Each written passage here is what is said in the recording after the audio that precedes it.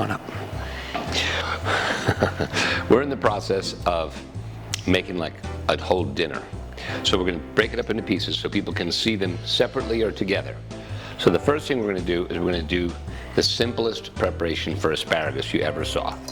So what I'd like you to do is take the knife and cut me about that much butter. So like that. Perfect. Exactly right.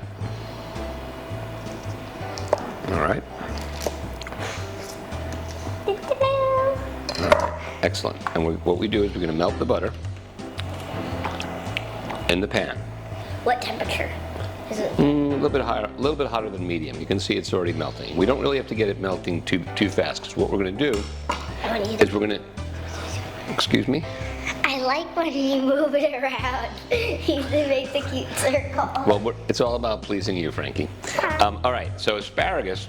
We generally store asparagus when we get it from the store. We store it like flowers in water. Okay. When we're going to prepare it, we take the rubber band off.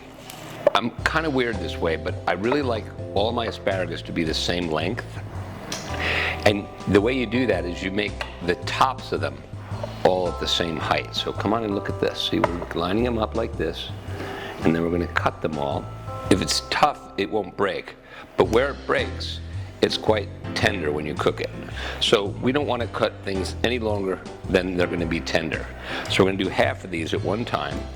Knife goes right through, right? And then we take these. I didn't actually notice that those are so small until I actually watched you make them in the process. Right. And then we make the other ones the same size. So when you put them on the plate, it looks very, very nice without too much effort. And then what you do is you turn your heat up and you put your asparagus right in the pan, like so. You season it with salt and pepper, like so. And then you take a little bit of water. I think that's a little bit more than a little bit. And you just take the smallest amount of water, and you want to get this boiling really hot. So this is where you turn it on high, okay? And what we're doing here is we're doing what they call a shallow poach, where you're just going to let the asparagus simmer covered for just a minute. So I have a quick question. Okay.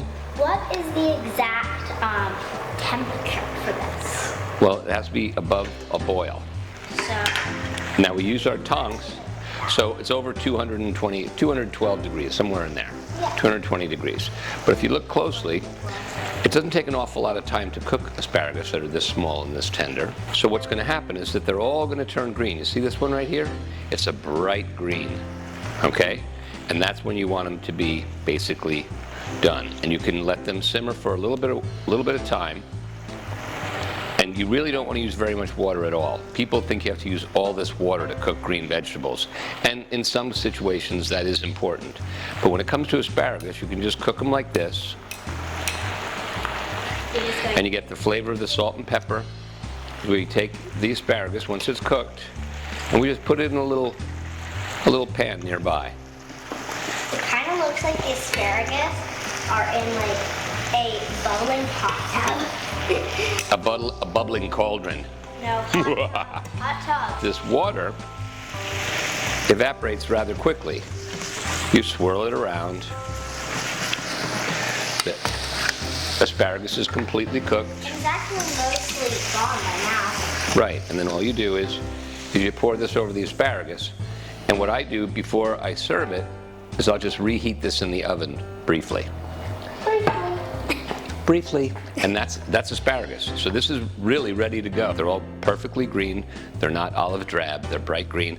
And if we take them, maybe Frankie can, it might be a little hot. Let's see what happens. You eat it. It's not that hot. Go for it. It's really hot, but okay. But how does it taste? Butter, salt and pepper. Perfect. And it's hot. Asparagus. Done.